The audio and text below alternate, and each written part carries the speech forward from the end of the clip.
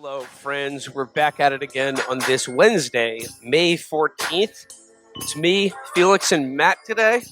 And we're taking a break from the normal schedule because it's time to hear from you, the listeners. That's right. It's another listener question show. It's time to enjoy the hoi polloi, to greet the sheep, as we do on this show, to hear from you, the listeners, about what's on your mind and what you'd like to know about us, or any advice you're seeking, or just anything you want to tell us here. So the show is in your hands today, listeners.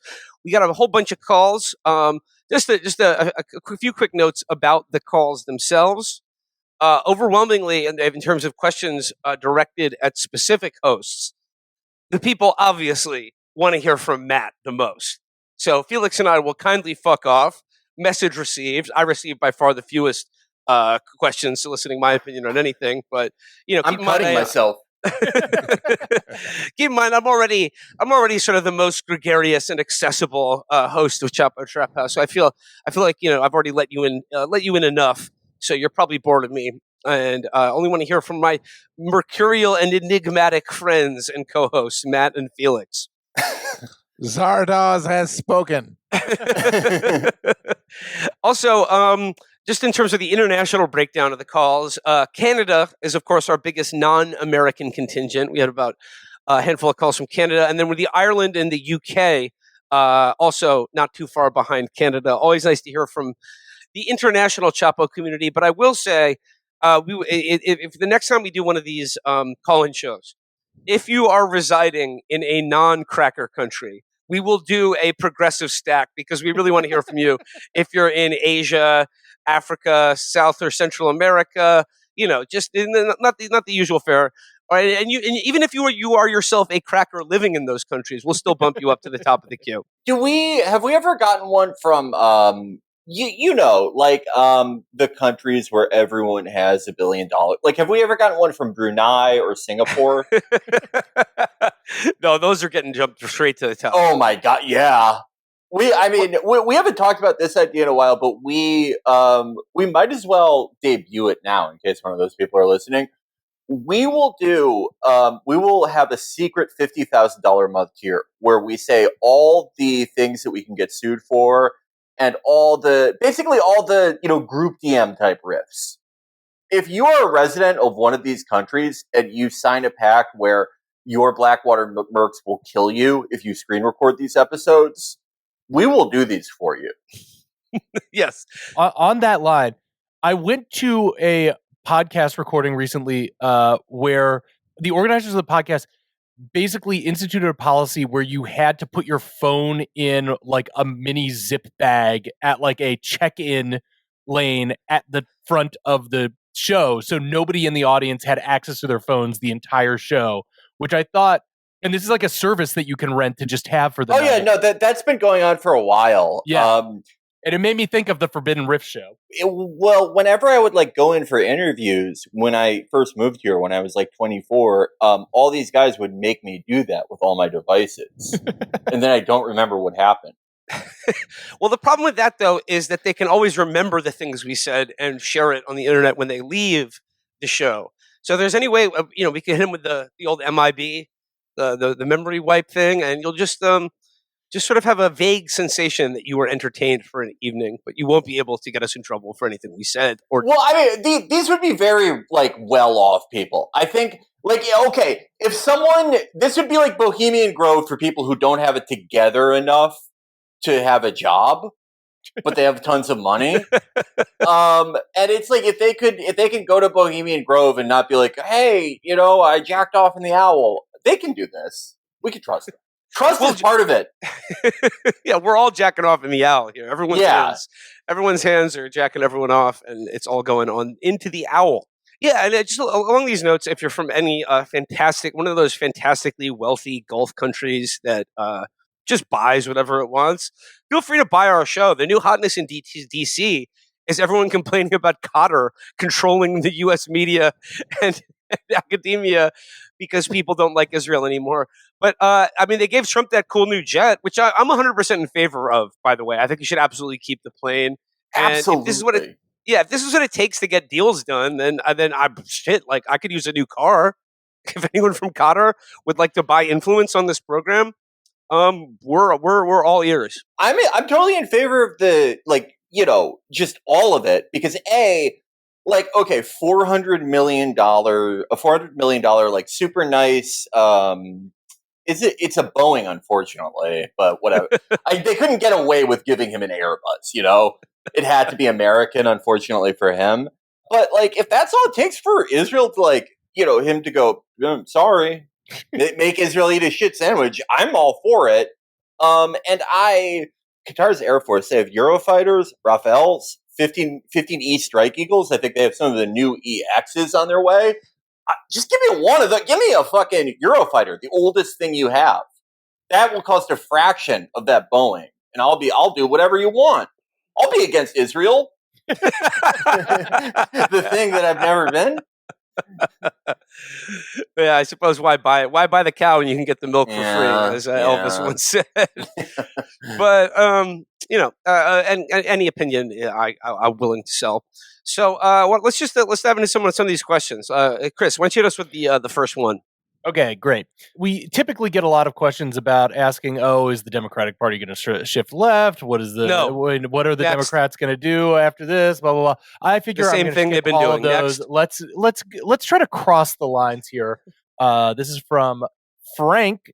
This is going to be about the issues that can bridge the divide. Hey, Chapo. A while back you mentioned that you thought an easy win for Biden might be something like cracking down on spam calls. I was thinking about it, and I think another one would be unrigging sports. Whether sports are rigged or not, it doesn't really matter. I think that it would be a popular policy nonetheless. My question is, what are some other easy W's you think politicians are leaving on the table in the vein of those two? Thanks. So yes, 80-20 issues, things that everybody can get behind, but nobody seems to want to approach.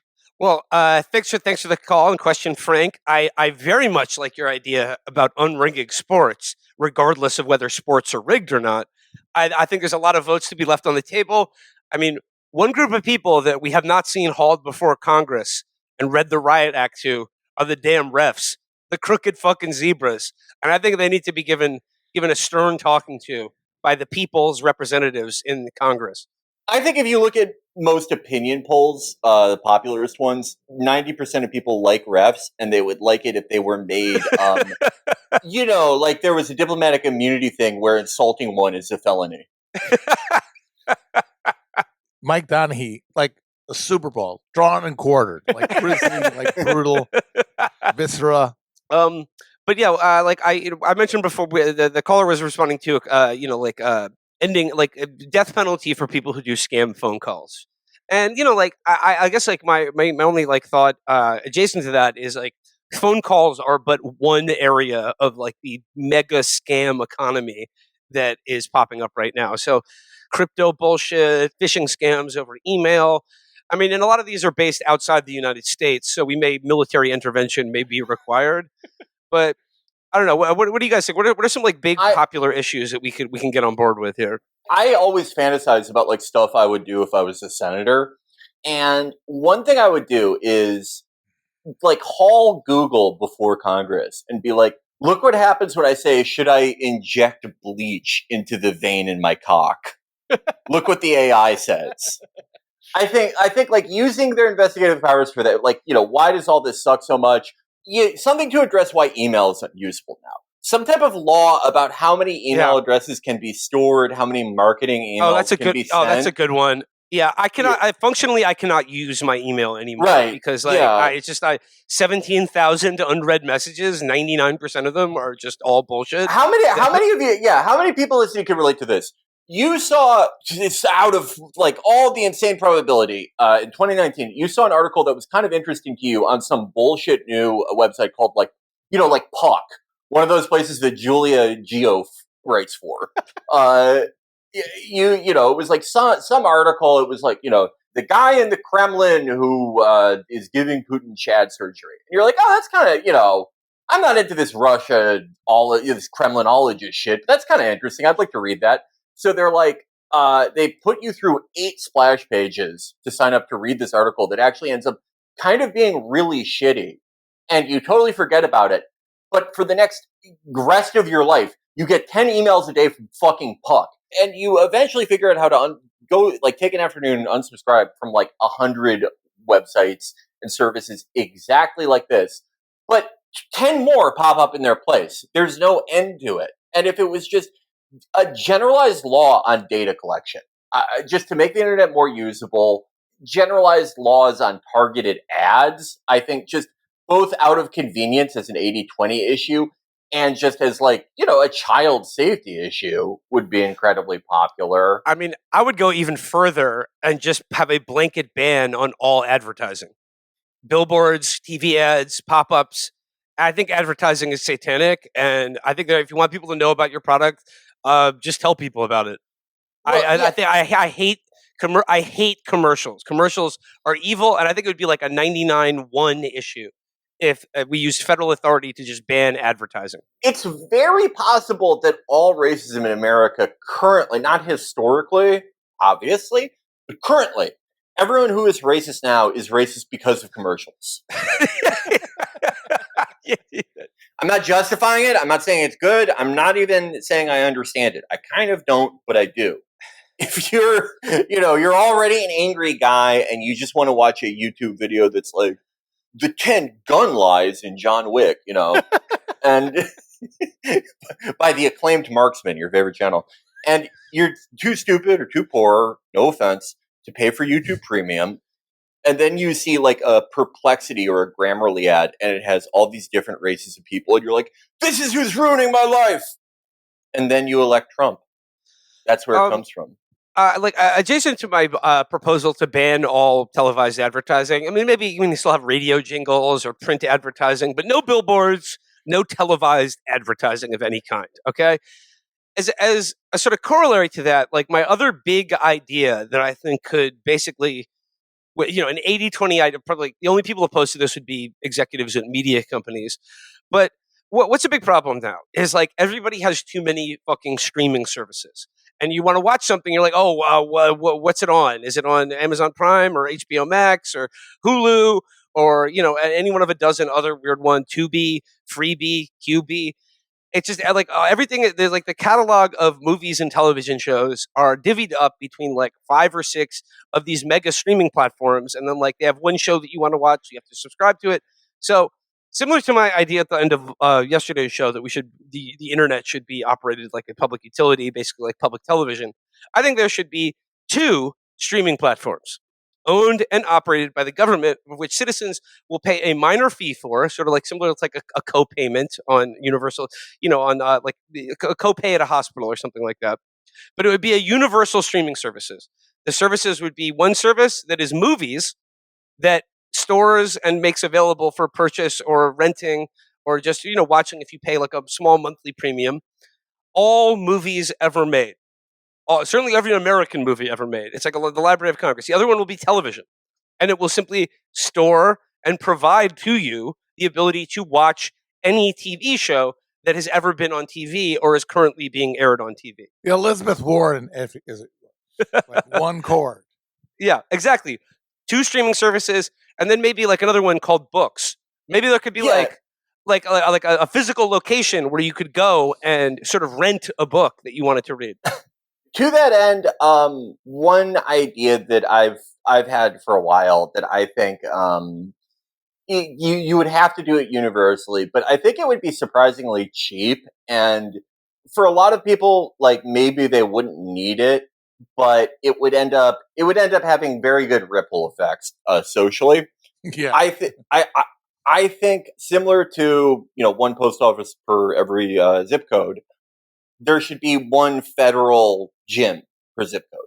A very nice. That's a good idea. No, that's a good idea.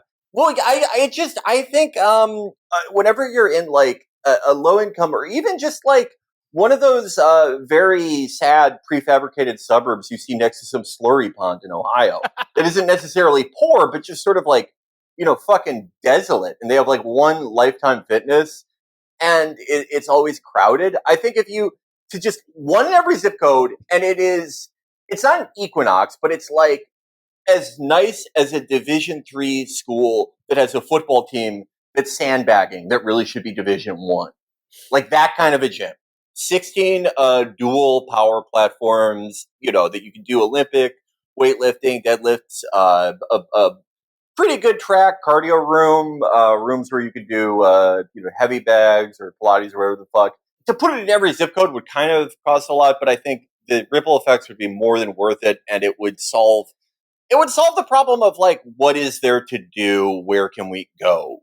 What activity is there besides being in the Warriors for a lot of young Americans? I've got one before we move on. A law that says the total value of the merchandise must exceed $1 million before you can put a locked plexiglass screen in front of it in the aisles of a commercial store. That's a good one. That is a really good one. Free all the deodorant and toothpaste from CVS. Or better yet, just have government for Walgreens. Yes. Zoran has the idea for a government-run grocery stores. There should just be like, this is the thing, just nationalize everything. Like, movies and television shows will now be funded by taxes. And then when you stream the fruits of your labor that you're paying to invest in these movies, the royalties from them will go directly to the writers, actors, craft services people, everyone who made the movie, and not a single dime will go to greedy studio executives. I mean, I usually don't like these kind of questions because it's like I think the question itself that we're responding to is great, but I mean the question I'm about to pose, where it's similar to when you want to nationalize healthcare, and they're like, "What about the pieces you shit on the phone who tell you to die?" But this is a group of people I actually do care a lot about. Will, how will you employ the now unemployed Ray Donovans? Oh wow! I mean, the Hollywood fixer. They could be just solving problems for regular people. It could just be sort of like a private eyes and fixers, but for not for David Zaslav, who needs to dissolve a body in acid or throw a woman in a garbage can. There are regular people that need to do that, and they need help. Yeah. Okay, I like this. And presumably, if this was all happening, this would be like, if not our military dictatorship, one inspired by our ideas, the new Ray Donovans could be paid the same amount or more to prevent a business plot. Yeah. Yes, absolutely. And sorry, one more thing before we go on to the next question. This just came to mind because I was thinking about our most recent episode. Guys, did you happen by any chance to see what happened to Grok today? Grok has been going to some strange new places. If people remember the guy Reindeer that I brought up a few episodes ago, the famous early political South African YouTuber who said, "Who the fuck is O.R. Tambo? No one knows what O.R. Tambo Airport is." Grok has been watching Reindeer's videos. Matt, did you see this? What? Huh? Who? Grok today, Elon Musk's AI, to every prompt it is given on Twitter today, it is responded with statistics about white genocide in South Africa. The funniest one I saw was asking Grok about the lifetime earnings in baseball of the pitcher Max Scherzer. And the response was all about the kill the Boer chants and whether white genocide is actually happening in South Africa. And the funny thing is that Grok even still couldn't say whether it actually is happening or not. But it's clearly like Elon just jammed it full of instructions about what to do. And it's clearly on the fritz because it's responding to every question right now with statistics about white genocide in South Africa. A real thing that's definitely happening. Oh, that's cool. Darn. Access to the internet. Ah, shucks. I think it's so interesting because they keep trying to do this with Grok, and this is like clearly this is the most they ever tried to like brute force, jamming an overstuffed trash bag down a chute type thing. But I think it's I don't think they're ever really going to get it right because it's like the only way you could get it to consistently respond to prompts in a way that would like satisfy like Elon and like Cat Turd and everyone is if like Trumpism was like coherent, and it's not. You can get an AI to say anything to adhere to like any ideology as long as there's like a coherent set of beliefs, but what would that be for this iteration of Trumpism? Well, I don't know. This dovetails with the 80-20 question, because like I would like to see a political campaign to as soon as they're if they to say running a campaign of like a platform that if I am given power, I will immediately deport all these Boers who just landed in America. Get rid of them, send them home, and any Israeli hostage that wants to come back to America. Sorry, bye bye. Go back to Israel. Like that guy from New Jersey. Go back to Israel. Don't want you here. Get the fuck home. Go home. Oh, this reminds me. So last night I did a very, very fun podcast, Regime Radio, that I think a few people will be interested in. If people follow Mero and Steph, who have had on the show to talk about the Alberto Nisman scandal in Argentina on a special interview a while back, they do a podcast, and Mero he's Serbian, and he told me that there is a phenomenon, not just in Serbia, but all types of Balkan countries of like Jewish guys from Russia or Ukraine will come there and claim to be mystics, and they'll become incredibly successful. They'll become like mega celebrities because people think they're mystics. And I thought in the event that apartheid is defeated, there's one state in Palestine. The only problem, what do we do with all the Israelis? We don't want to absorb them, even though we probably should. They all have prefabricated jobs in Serbia and Croatia and Slovenia as wizards. 10 million wizards for all of the Balkans. All right, let's go to the next question. All right, this is a dovetail onto the Grok discussion. This is a question about Elon Musk. Hello, Chapos. I wanted to know, if you had to wager right now, what kind of death do you think that Elon Musk's character arc will end in? As of now, I think botched ab implant, but it's a pretty wide open. Thank you. Bye. That was from Glenn E. Thank you, Glenn E. Botched ab implant is, I think, a very strong candidate. Any kind of botched cosmetic surgery, I think, is a very sort of how Kanye West's mother died. I think there's a good possibility that Elon ends up the same way. Look, the easy money, like the chalk line on the Elon Musk death pool, is drug overdose of some kind, right? But I'm not going to go down Matthew the easy Perry. path. yeah. A Matthew Perry situation for Elon Musk. But I'm not you don't listen to this show for chalk picks. You listen for the Cinderella story. So I'm going to put my money down on some sort of medical device malfunction in one of those Chinese dick milking factories.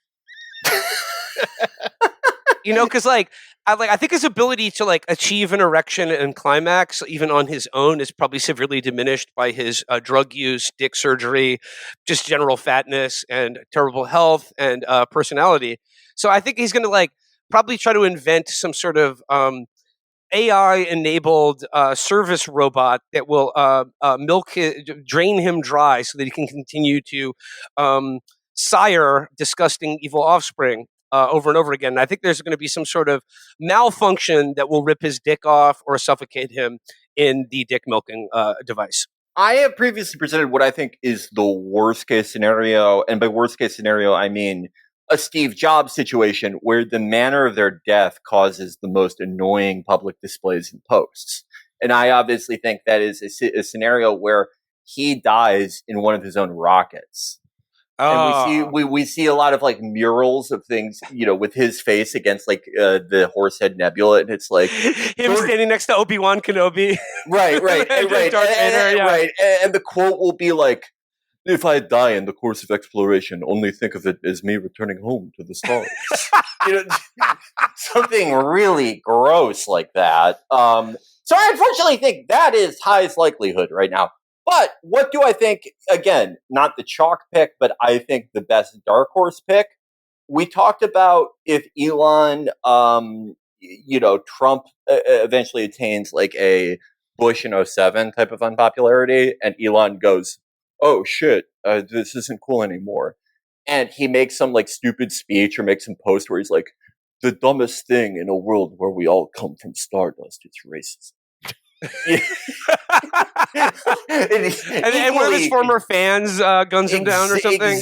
Exactly. Like a Thomas Crooks type like runs him over with a Zamboni and flattens him.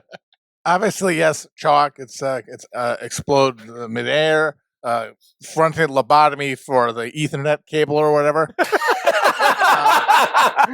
But I said the dark horse is the offspring of the brood turns on it and it kills him. That's a great one. Yeah, that's a great pick. Just stripped the bone raw, eaten, consumed by his own children. Yeah, that's another good one. All right, let's go to the next question. All right, we're going to do a few for each host. All right, this one is for Matt from Alex W. Greetings, Chapos. This is a question for Mr. Matt, but I'd love to hear the whole group's take as well. If Hegel said that Napoleon is history on horseback, and Christman said that Martin Luther is history on the toilet, then clearly Donald Trump is history on something. What is it? Thank you. Thank you, Alex W. Great question. I guess history on the diaper, really. Fundamentally, the arc of the phenomenon is essentially a tantrum, a nihilistic tantrum. How dare you, mourn me, basically, I'm clearly dying and you don't give a shit? Well, fuck you, He is filling his diaper. And Filling America's diaper as well. Yep. I think he's history on freaking crack. And I want whatever he's smoking. My first thought was history on Sudafed. Yeah, exactly. It's like he's on coke. It's like, no, he's very, very weird to be on like pharmaceutical, like pseudoephedrine. If you're a doctor, don't correct me. I will. Pseudoephedrine, yeah. It's right, exactly. Like for him, I believe him that he doesn't really know what coke's like because he probably thinks like, oh, that's for criminals. I just take like 8 pounds of allergy medicine every day for the last 50 years. and when Dayquil is my favorite upper. Right, exactly. I'm going to take a speedball, like NyQuil and Dayquil. And the green and the orange, baby. Mix it up. Yeah, one thing that I'm always interested in, and it's hard to verbalize this in some cases, but what is, not the internal monologue, but what is the physical feeling state of a lot of these world leaders? I always thought it with Biden. You looked at Biden and you were like, what does it feel like? Does it feel like when I have the flu, is that just like a good day for him? Whereas when I look at Trump, I feel like I have a pretty good idea. It is the feeling of like taking a bunch of Sudafed and taking a bunch of Dayquil, and you kept waking up last night because your breathing's obstructed and you're weirdly dry and you're just shuffling around, but you have to go to work anyway. That's what he feels like most of the time. And I think that is also the feeling state of America, the sort of washed out shittiness of being on a quill speedball. History on a golf cart. I think that could work too. Yeah. All right, let's go on to one for Will. Obviously, we got movie mindset running right now, so we got to go with a movie watching and appreciation question. So this is from Connor B. Thank you, Connor B. Hi, Chapos. My question is for all of you, but mostly Will. I have a weekly movie night with my friends, and it's been going on for years and years now, so we're starting to run low on movie ideas. I've personally picked a few movies based on the Chapo canon, like Cobra, Equilibrium, and Assassin 33 AD, that were all huge hits with my friend group of other 30-year-old guys. So my question is, do you have any other good suggestions in that vein? Thanks. All right, thank you for the question. I think you're doing a great job programming these movie nights already. But I would say, like, in the vein of the films that you mentioned, films that we've talked about on the show, if this is like a movie night for you and like a bunch of 30-year-old guys, lads' night out, having a good time watching a movie, the movie I will always recommend as a movie that must be watched with a group of people. A movie that I will ride or die for to the ends of the earth. One of the most enjoyable and evil movies ever made. I'm talking, of course, about Michael Winner's Death Wish 3. Not Death Wish 1, not Death Wish 2, not Death Wish 4, The Crackdown, or Death Wish 5, Charles Bronson still alive, miraculously. Death Wish 3, which features Paul Kersey return to New York and to visit an old Korean war buddy in the Bronx, only to find the neighborhood under siege by the evil Fraker, the Giggler, and their gang of criminal scum and rapists. This features probably the most joyous bloodbath I've ever seen at the end of a movie. This is like it's like Birth of a Nation for the 80s. It even has a scene where a probably ex-Irgun ancient Jewish guy gives him an RPG. Death Wish 3 is one of the most just hallucinatorily hilarious and insane movies ever made. I cannot describe to you the unbridled joy that the absolute turkey shoot that is the last 20 minutes of this movie brings me in my evil dark soul. So if you and your friends are looking to cultivate the dark soul, then Death Wish 3, it is one of the funniest, most satisfying movies ever made. So it really depends on what you're in the mood for. And I think this is what you're doing. I'm really glad to hear about someone doing it, because I think one of the greatest activities in life is watching something that is eminently risable with friends and family. Some of my greatest memories are things like this. The Christmas at my family where we watched all of the Newsroom together, and some of the hardest I've laughed ever in my life. The time we did it with Ray Donovan. We had too much Ray Donovan to do that in one sitting, like Newsroom. But I think with a group of guys around, a group of like 30-year-old dudes, I think about a movie that all of us watched with Amber and someone, Ben was there too, I think, a while ago. Avengement. Scott Adkins. Yes. Avengement. Oh, yeah. Yes. Yes. And this is like, don't get me wrong, Scott Adkins, fucking awesome, amazing performer, amazing action star.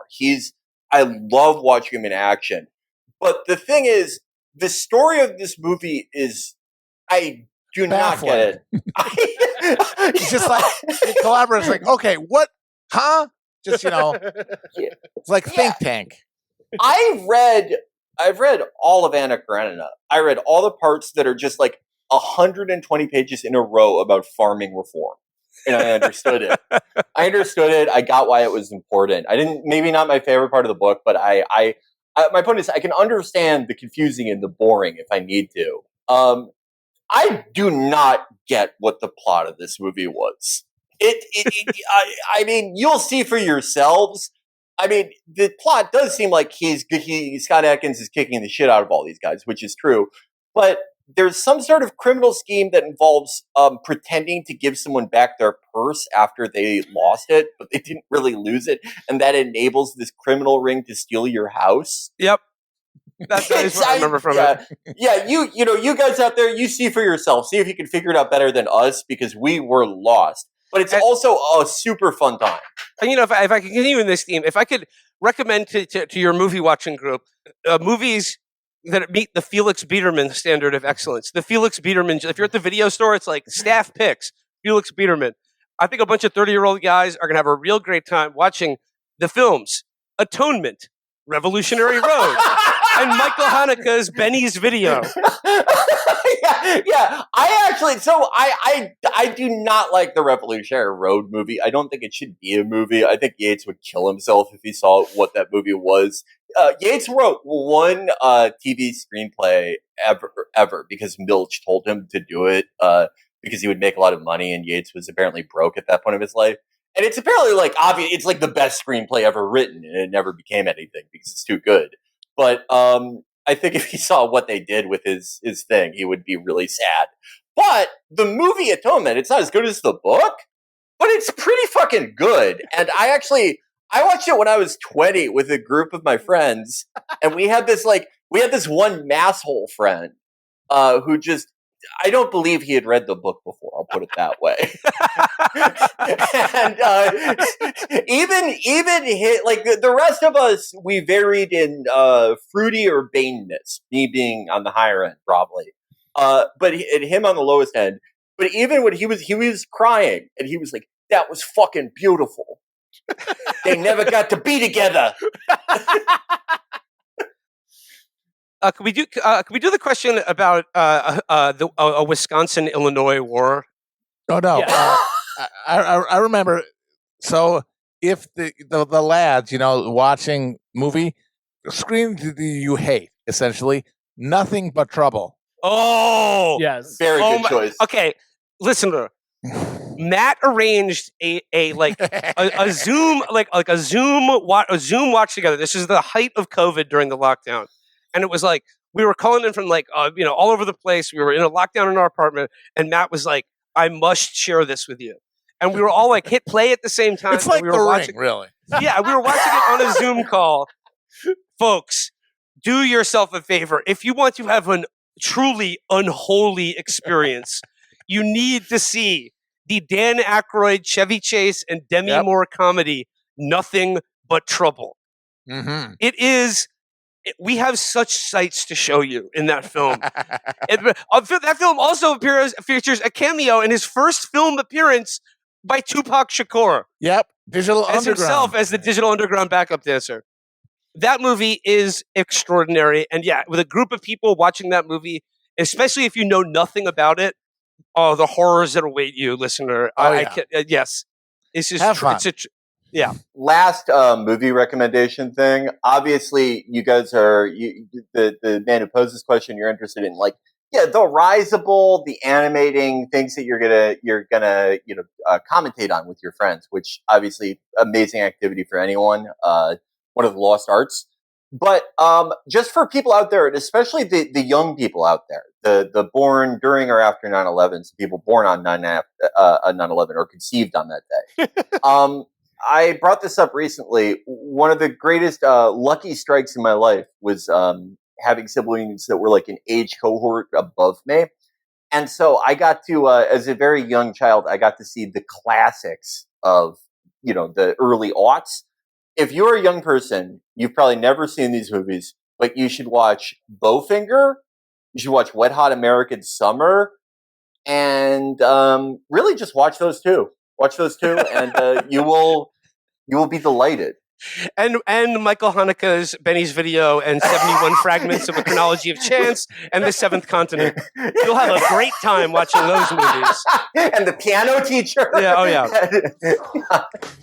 I came for the party to get naughty, get my rocks on, eat popcorn, watch you move your body to the pop song that I'm singing, ding-a-linging, funky beats ringing, everybody swinging in the place as I kick to Jay's Easy Watch style. All right, Wisconsin-Illinois war? Yeah.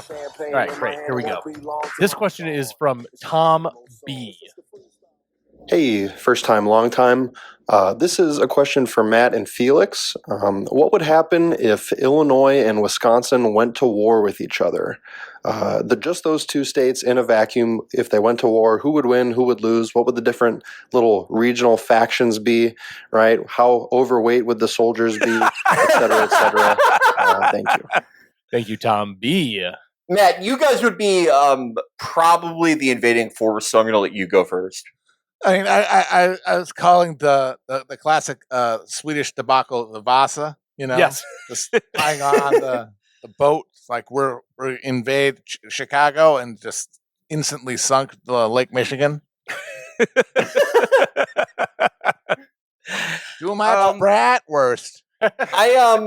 So what I think is, it kind of depends on who our the Doge of Cook County is at the time, whether it's someone out of the Madigan lineage who is a judicious and sagely military general, or if it's someone who sucks, someone who it's a Rom guy, they screwed up our parking meters.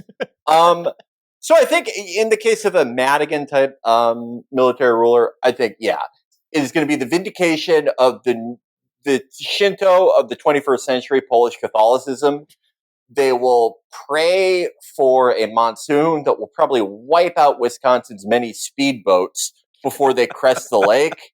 Wisconsin does have a naval advantage over us, but I think just air superiority, there's no question. I'm sorry. And I think if you guys could breach the walls of Cook County, you would open the gates of hell from inside. But I think in the case of a weak Rom type leader who doesn't pay the military, who has bad relations with the gang paramilitaries, I can see a situation where Wisconsin is able to go around the Schengen line of Cook County and start an insurgency among the stupids of Southern Illinois. And I think that could destabilize not just our nation state, but the region for centuries to come. But it's a wild card, though, because remember, Chicago Pope, he's like, Right. so it's a war. He sees the Vatican and and I guess Shinto Catholicism is melded, the Willis Tower is the Saint Basilica. Who knows? Who would be the Rommel of Wisconsin, the dessert fox, if you will? I thought Rahm Emanuel. Obviously, I have one more comment on this. Obviously, a house divided against itself cannot stand. Matt versus Felix. I shudder at the thought. But unfortunately, my loyalties would have to reside with the state of Wisconsin because I'm in a Wisconsin household. I have to support Wisconsin, and against all Midwest rivalries, I stand with Wisconsin. However, I will say to the one question we got asking me when I'm going to start supporting the Green Bay Packers and not the New York Giants, my answer to that would be never. I mean, I will support the Green Bay Packers against any other NFL team, but not my beloved New York Giants. And after all the time I've spent on this show making fun of people who convert to another religion as an adult, why do you think I would fucking change my why would I change my religion at this point in my life? So no, stand true, got to dance with the one that brung you, got to stay loyal to the teams of your childhood. I think it's a principled stand. I think no one could ask you to, do anything different. But to make an analogy for people who played the seminal video game Sekiro, Chicago, Illinois, we are central Japan. We're the interior ministry. Wisconsin is the impoverished, backwards land of Ashina. You have a lot of Genichiros. You have 2 mortal blades, at least. But you're not winning this one. Should we move on to a specific Felix question? Yeah, let's do it. Hello, everybody. Long-time listener, first-time caller here. So this question's mostly for Felix. So Conor McGregor's kind of been reasserting himself in Ireland recently. He did an episode of the Tucker Carlson show in our Freemason Lodge in Dublin, and he's now, of course, running for president. To what extent is this kind of percolated into the MMA community, and are they fond of him? Are they not? That was from Wolf Tone. Yeah, he does have a wolf tone. I would like you to narrate the movie about my life. Wow, what a great voice.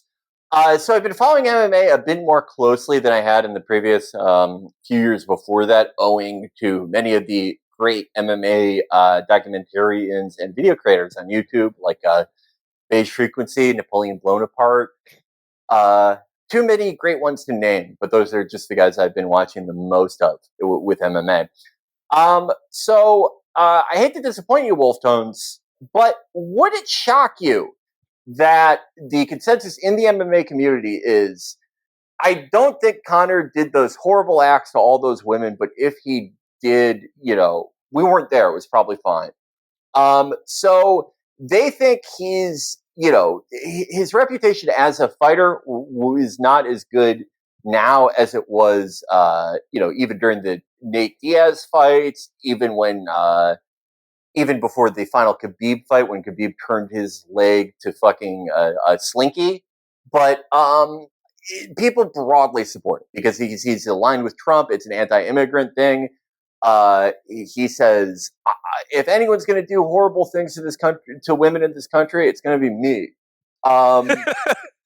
And they also think, I mean, I follow a lot of Irish people. I know a lot of Irish people online, and obviously, being the president of Ireland is much different than being the president of the United States. It's sort of, this is a sloppy comparison, but it's more like being the president pro tempore of the U.S. Senate, where you are elected by other people in the federal government and not a popular vote.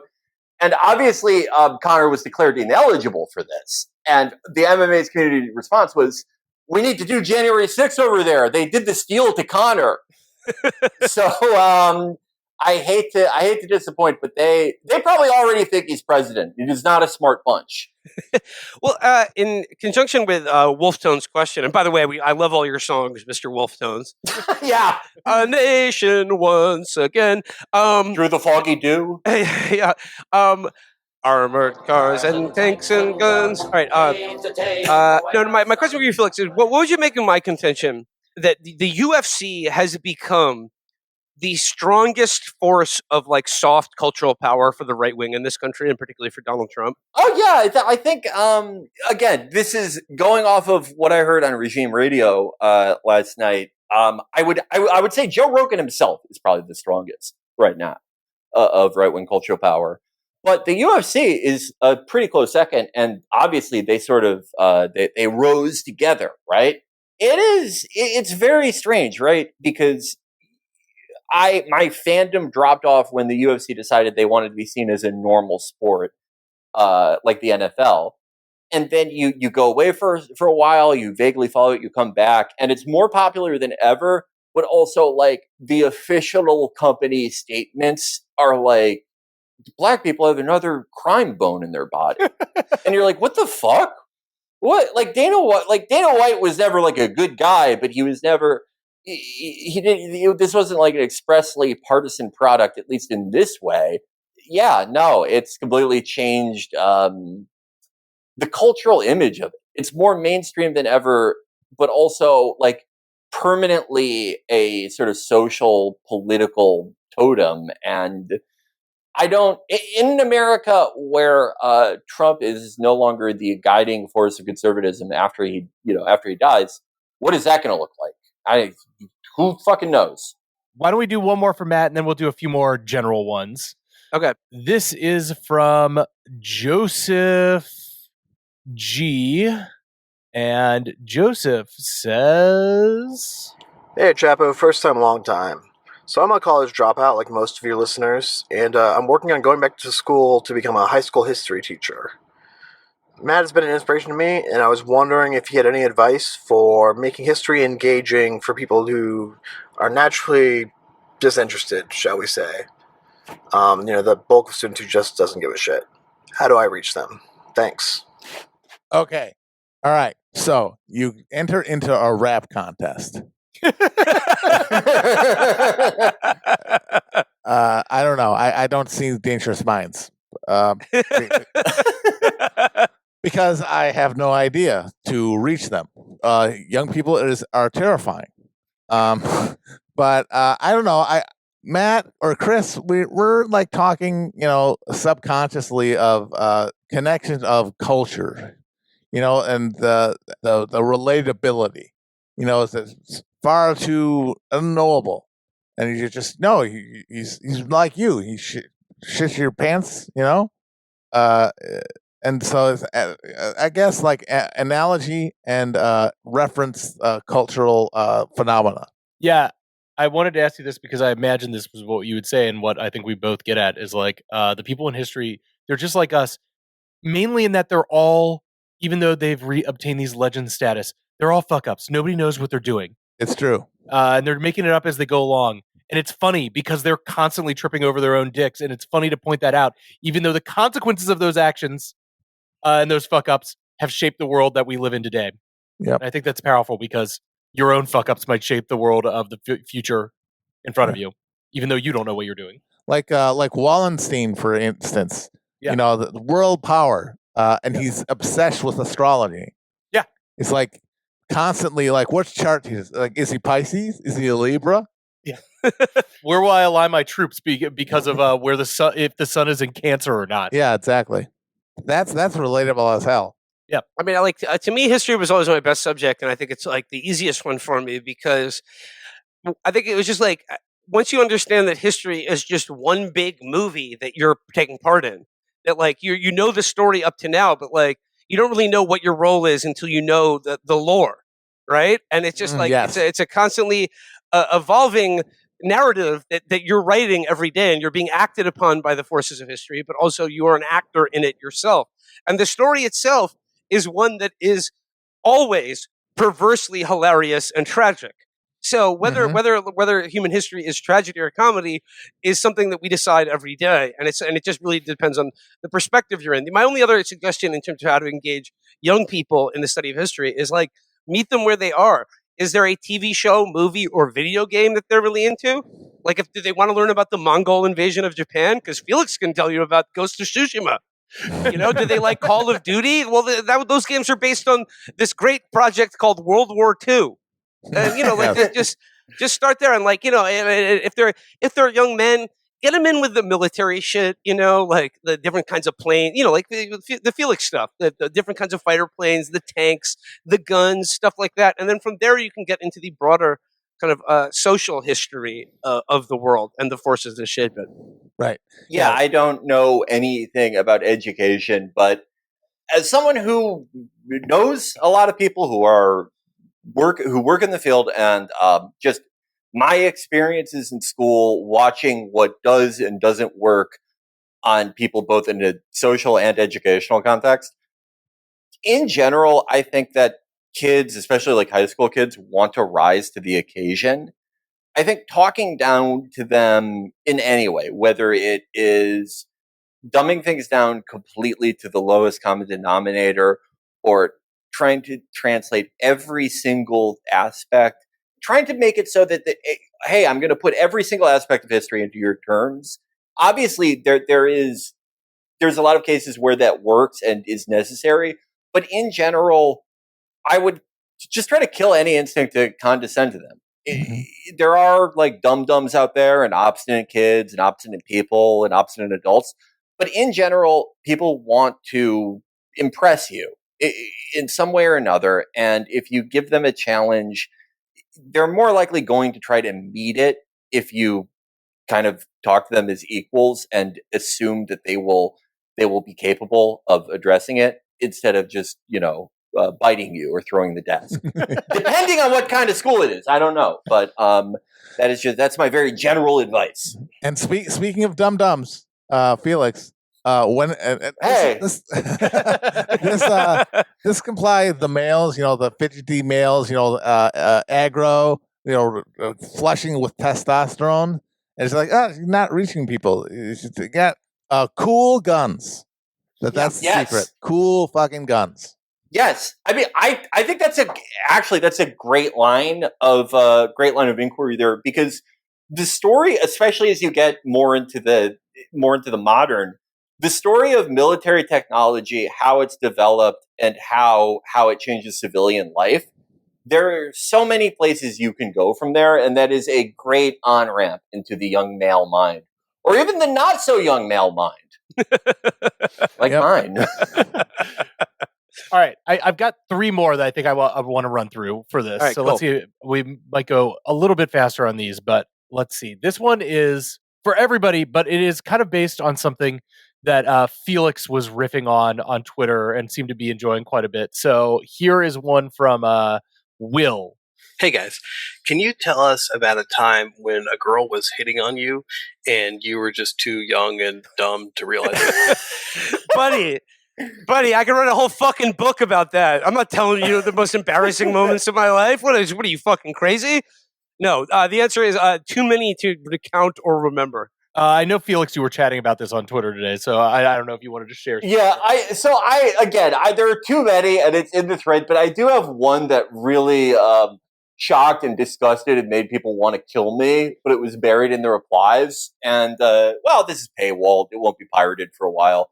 So when I was like 23, I was working in this bar. These people from another bar, how everyone in whatever like local bar scene, everyone goes to each other's bars after their shifts end and shit. And there was like one group from one bar nearby that like always came to ours. And this girl lived in the same building as me, and she would talk to me fairly often when they would come in there. And she was like, "Hey, I just adopted this new kid, and do you want to come to see it?" And I would think, man, what the fuck? I've never talked about owning a cat. I think I like cat. Like, what the fuck? And like multiple times, I came there and I met this cat, and it was a cute cat. But I was like, why does she think I'm like? Did she think I own one? Like, what the fuck? And there was even a time where it was me and a few other people in there, and she like kicked everyone out but me. And I was like, oh my god, again with the cat shit. listeners, if you would like to know any similarly embarrassing and humiliating stories from my life, I'll be screening these features every night behind my eyeballs before I go to bed. No, but Felix, I read your post on this, and I think I rather than share any of my own embarrassing history, I think that the very critical point that you made in terms of like what separates me then from now is that like the thing is not so much like that. Oh, I just don't know anything about women. Like I don't know if they're into me or not. No, like it was like I didn't think that they were into me because I didn't think like I thought of myself that way. So it's that prejudgment of yourself that you don't think that you're the kind of guy that a woman would approach or make a pass at is what stops you from being able to interpret it when it comes in. Because if you already think about yourself like that, you're already thinking about yourself along those lines. When someone makes an overture or a pass at you or an approach, you'll be right there to catch it. So it's really not about it's about what you think about yourself, not how you think other people may think about you. That is a great point. And it is not just rooted in how you perceive your looks or anything like that, because this was, I was like in amazing shape at this time and I was really proud of it. It was like kind of the first thing I did as a young person that I set out to achieve, and it was really difficult. It took a long time, but I fully got where I wanted to go and then some. I thought I looked good. I thought I could hold a conversation, but whatever part is in the back of your brain where you're like, oh, someone would want to do this with me. It isn't that light, that switch is in the off position for whatever reason. And it is a lifelong journey to either see yourself as romantically or sexually desirable, to get an accurate or somewhat accurate appraisal of yourself. It does not. There is no one magic bullet for it. All you can do is just keep living, or don't go too hard in the other direction where you're like, who wants me? I do have one more fighter jet one for Felix. Let's go. Let's go with this. Hey guys, my name's Jesse. First time, long time. Like you, I was pretty floored when I found out you had a former F-22 pilot call in on your latest show.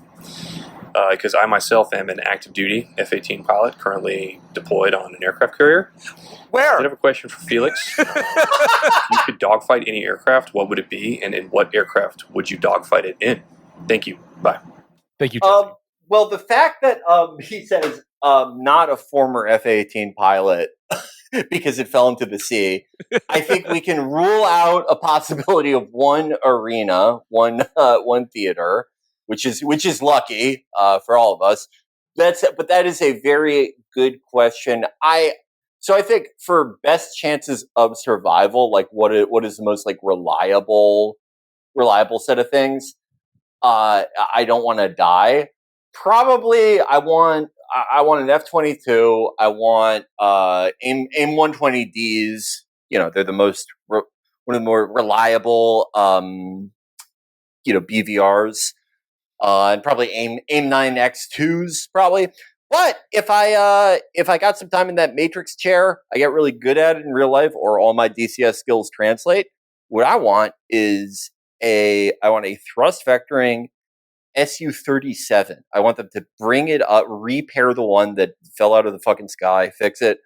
I want R-37s. R-37s look fucking cool. R-73s are cool. I don't want R-77s. Those are kind of pieces of shit. But going out in a blaze of glory, anything with thrust vectoring in the flanker family. Thank you. Just a quick note. Obviously, I'm loving all of the listeners that we have who have access to military fighter jets. And look, some people might say, is it hypocritical that I value listeners of the show who are active or former active or former members of an Imperial death machine? Some might say that's hypocritical, but folks, try getting anything good done in this country without the support of the military or people in the military. I want listeners who are trained to go when they receive the orders from the show. So please, any active duty service members, please keep listening and sending in those questions. Your time is coming. Also, please pick me up for free. Matt, apropos of this, we're going to put Time for My Stories on the feed because Stitcher went bye-bye. And they're going to hear when we watched the X-Files and it made us realize that we need Gaddafi. The origin of that thought. Yes. So a little announcement here. Yeah. I think when Movie Mindset ends, we're going to start posting each of the episodes of Time for My Stories week by week because I've gotten them back from Stitcher. So, yes, look forward to that. And just in defense of, I don't know the details of this F-18 pilot's deployment, or, even if that's his real name. But in defense of the F-22 pilot, without revealing too much, but he's former, there's one instance of an F-22 dropping ground ordinances, small diameter bombs, as part of Inherent Resolve, whatever the name of the thing we did against ISIS in Iraq and Syria. He was not on that one. And the F-22 is an air superiority fighter whose only air-to-air kill is a Chinese weather balloon. So he didn't do anything bad, at least. So yeah, to all of our military listeners, I'm not thanking you for your service. I'm thanking you for what you're going to do, not what you've done. Exactly. All right, let's wrap it up with one more question. This is from Hale M, and this is going to be getting back to the general political questions. Here we go. Hi guys, Hale from Austin, Texas here. On a recent episode, Will mentioned that his negative opinion of people with multiple tattoos constituted his most conservative opinion. So I was wondering for the rest of you, what is your most conservative opinion? I'll state mine. I think pornography and gambling should both be legal, but you should not be able to get them on your phone. You should have to go through that bearded curtain at a video store, or call Slippery Pete, who will break your legs if you don't pay up. Thank you. Hale, I endorse the gambling and pornography like a barrier, like a physical barrier to entry to either of those vices. I think is actually a very good idea. So I will co-sign that level of regulation on those two vices in particular. Yeah, I totally agree. I really like where your head's at. I think that so this sort of goes hand in hand with our 80-20 policy ideas. I don't think this would be 80-20 necessarily, but I think there should be a regulation also where you cannot give a child a smartphone. You can't get one until you're like 22. But I do think that we should make it so that the moment you enter 8th grade, you get to have a pretty nice desktop computer. So you figure out like how to actually do shit. So we can finally get some born after 9/11s that know how to convert a PDF. This is a real problem. They get started on iPhones and they have all the pitfalls of computer addiction without any of the abilities. No, I mean, do Felix or Matt, do either of you have any sort of like vaguely reactionary beliefs or ideas, like similar to my belief that people with tattoos are criminals and scum? Unless you're a hot woman, I'd like to make that right. I have a little bit of a conservative opinion. I don't even know if you'd call this like reactionary. I think all the accusations against Imperial Japan are lies. I had a reaction opinion. Cut your goddamn hair. You talking to me? Just straight up. Anyway, it's inveterate, so cut your goddamn hair. I think I actually have one, and this is more like just maybe socially reactionary in a little way. I think that one of the biggest cultural mistakes was this sort of thing where we reward people for crying in public. Yeah. I think we really, I don't know, just in general, and it just is always talking about depression, the flattening of all whatever mental ailments people have, and this the entire thing where it's like, hey, if you see like a bipolar guy like Kanye going out and like having a zoo for women who are in music videos, he's actually hurting. I think it gets to a certain point where if you have kids, I'm sure it fucking sucks to be to need to take the types of antipsychotic medications that exist. But if you elect to be responsible for the lives of others, we have to have less sympathy for that. No one has made you be responsible for others, and there has to be a limit to just, hey, they're fucking hurting.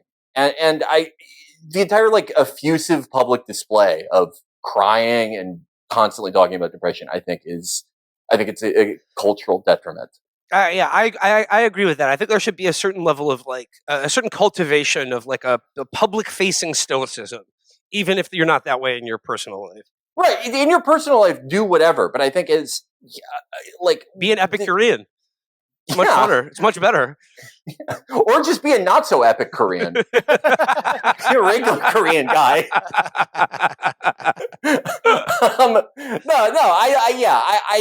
I mean like this thing where, you know, a famous guy will watch a movie and post a picture of their tear-stained face. That's what I mean. I think it got overly rewarded during the Obama years. I guess just like to add on to my like, you know, my feelings about people with tattoos, which is mostly unjust, but like I guess along those lines of like what are my most like reactionary impulses or beliefs, I think one of them is that I would be fine with certain kinds of public punishment for like really just rude and antisocial behavior, like the stockades or being caned or something like they do in Singapore, for, you know, like just like the small acts of like inconsiderate rudeness that people have gotten far too comfortable partaking in, and just like this thoughtless mistreatment of other people in public spaces. I think I would not mind some sort of stockades like punishment for certain behaviors that have become far too accepted. Yeah, like wearing shirts with swear words on them at the airport. Yeah, things like that. You know, like playing fucking TikToks on your phone through the phone speakers. There was a big discourse brouhaha about how like people are trying to argue that it's okay to do that in public, or just like talk to FaceTime people at like a coffee shop without headphones on. And I just think no, the lash for you for that. The line must be drawn here. Not again. The line must be drawn here. Yeah. All right. I think that wraps it up for today. Always great questions from everybody. Thank you for participating so well in the call-in mechanism of the show of emailing your calls. Everybody did a great job following directions. Anything else from you guys before we move into the end of the episode? I got nothing. Thanks to all our callers once again. Thanks to all our question askers. Thank you guys so much. Another very easy episode for us because of you guys, and for all the guys in the military, instructions will be provided for you in select Mallard Fillmore strips. We do have new merch up already right now. 2 designs from the mind of Felix Biederman that are part of our what will be a summer camp collection of fun shirts for the summer, along with another design hopefully from Amber that will be coming up soon. That's on chapotraphouse.store. Felix, anything about your inspiration or want to sell the people on your shirts? I am receiving far too much credit. I only came up with the vague idea for one of them, then the other was a little more hands-on-y for me. Chris also was very much involved. But these are just this is in our new philosophy behind t-shirts, which is they're great for fans of the show, but if you are a normal, you've reproduced, you realize there's something antisocial about wearing a t-shirt that has the name of the podcast on it. You're not going to have that worry with these. And these are just going to be, they're going to have enough references to a certain historical events that someone's going to see it and go, this guy knows what's up. And you might get to reproduce again. You'll have a friend for your one kid that you have because you just keep knocking them down because of your awesome t-shirt. Folks, it doesn't matter if you went to JCC, you went to normal summer camp, you even went to a wilderness program because you were addicted to K2. These t-shirts will give you the summer camp experience. All right, so the shirts are up at chapotraphouse.store. I'll put a link in the description. We have a P2 Lodge softball shirt and one for people who took a nice family cruise on the USS Liberty. So this is the only USS Liberty shirt on the market to this quality. So, get them while we have them. And that's it for today. All right, that's it for us today. See you next time. Bye-bye. Bye-bye.